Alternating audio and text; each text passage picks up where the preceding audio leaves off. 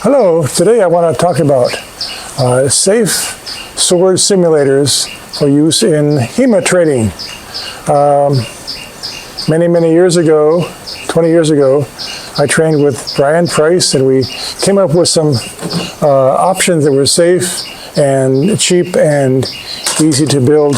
Now, of course, there's things you can buy on the market for lightweight or safer simulators for swords for murdering your friends in a friendly manner. First of all, let's look at what we have in the history of safe sword simulators for martial arts. First, going back to about 1700 AD, is the shinai used in kendo. Now, this is made of splitted bamboo, and it's hard but flexible. The main point is that with kendo, the force is applied with the left hand rather than the right hand, and every target area has full armor: the head, the hands, the side of the body, and also the throat. Any target areas outside there are not permitted. So there's no reason to put armor on those locations. More recently, I suppose, the Society for Creative Anachronism, or the SCA, the standard is sword and shield with a sword made out of rattan, usually about 1.5 inches in diameter. As hard, sort of flexible, but mostly the protection is done on the body. Participants wear as much armor as they can because almost everything on the body is a target. That's expensive and heavy and so on and so forth. It's the way that it's done. Another tradition is LARP. Let's see if don't have a LARP sword nearby. Here we go. LARP swords, the tradition with LARP is to pad the weapon, not the fighter. So there's usually a lot of closed cell foam on the sword, and the fighter is not required to wear any protection at all.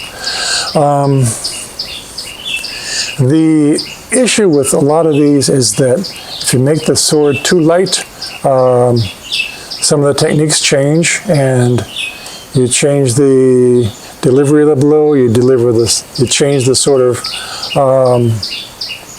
defense that's required for that, and it just totally changes the art.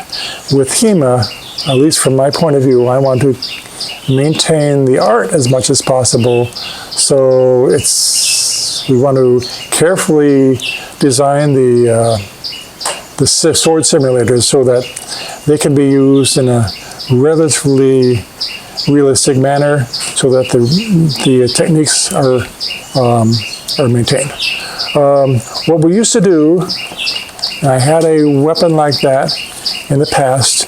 It was a shinai like this, and I remember some aquarium tubing that I taped to the back and front of the blade where the edges were, and this provided a little bit of padding and a little bit of extra weight to the shinai, which is, what is a shinai now? It's going to be, I can weigh this one really fast.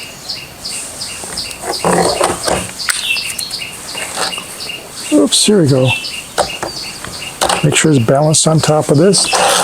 Nothing's rested. It's a 0.5 kilogram, 500 grams. I'd like to go a little bit heavier. Now, a longsword is going to weigh in about 2 kilograms, 4 pounds.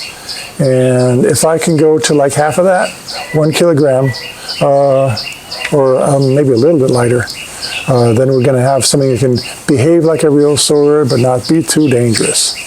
That's sort of the mantra we're following here. So I'm going to do some taping and assembling on this sword, and I'll show you how that works. So I want to mention this aquarium tubing that I found here in Chiang Mai. This particular thicker one, it's I can actually read the dimensions on the side. It says, well, that's upside down. It says 1/2 by 15. And I believe that means the exterior, the outside dimensions, outside the OD is about 1/2 inch. Well, it seems more than that.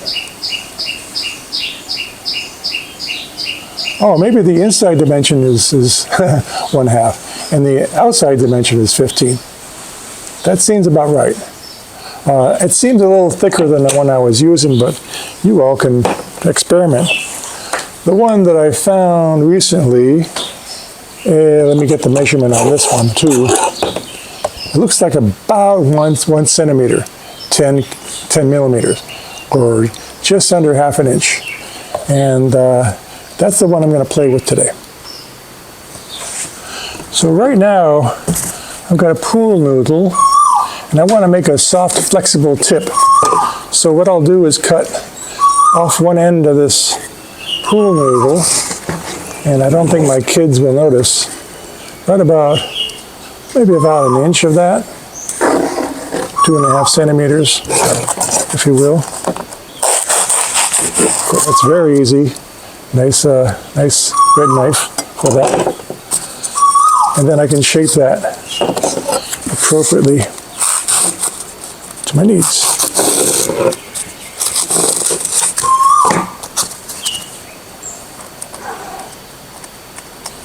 Maybe about there.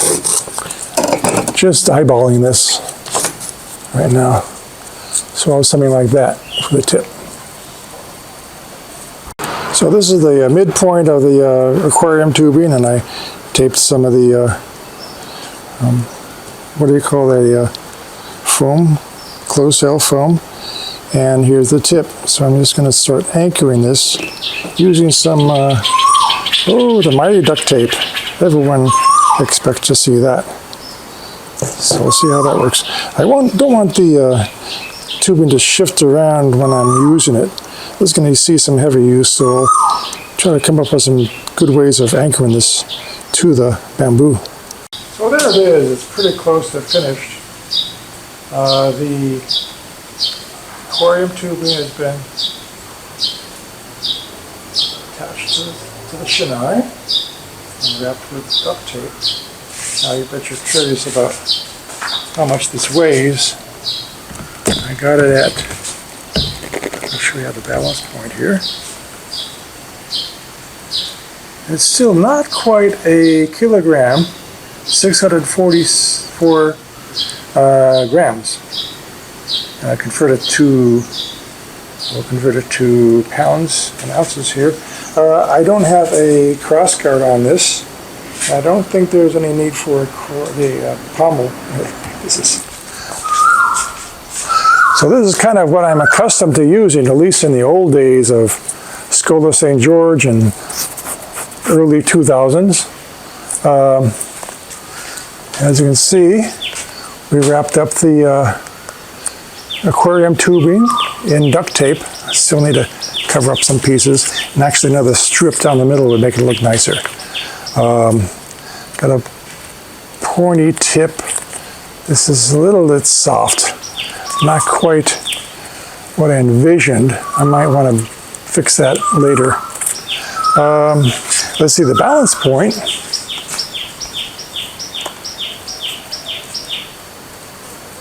Yeah, it's really quite close to the middle, of course. There's no pommel of such.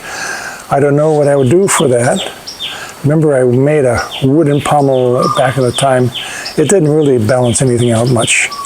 I like to get some garden hose and make a soft cross guard.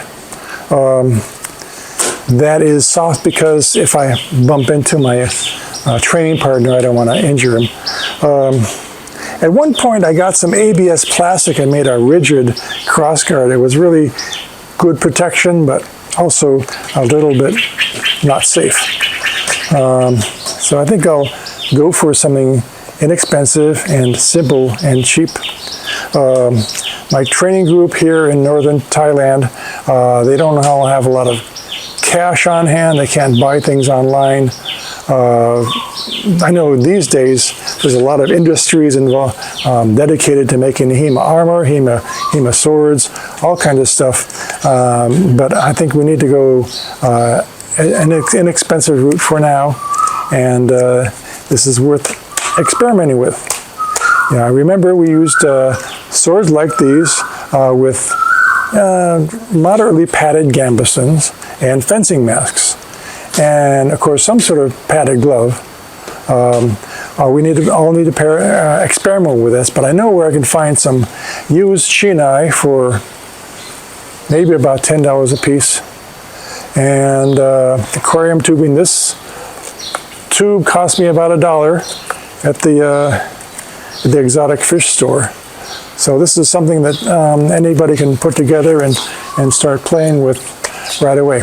So I'm gonna build the cross guard. So I'm gonna build up the cross guard like this and slip one of these extra half pieces in like that. And I'll truss this up with duct tape and I'll show you how it looks. Okay, and here is a cross guard. It's nearly finished. Looks a little janky, but I'm not expecting too much. I want to put some tape over the edge of these, but you can see how that worked out. It's like a 25 centimeter pieces. And back on the scales we're about 700 grams. And the balance point has moved back a little bit. It's still tip heavy or has blade presence, as we expected. But it's fairly light and usable. But anyway, we're going to test this next Sunday and see how the crew likes it. Thanks for watching, and I'll see you later.